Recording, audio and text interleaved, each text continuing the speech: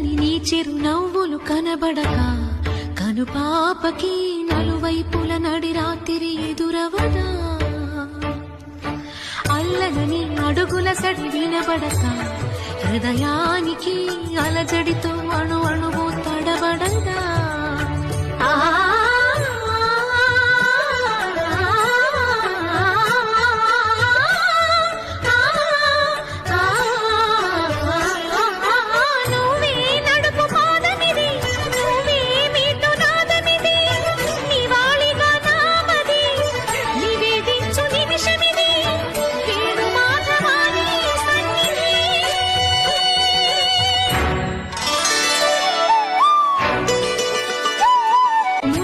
తెలియని జపములు జరిపినదా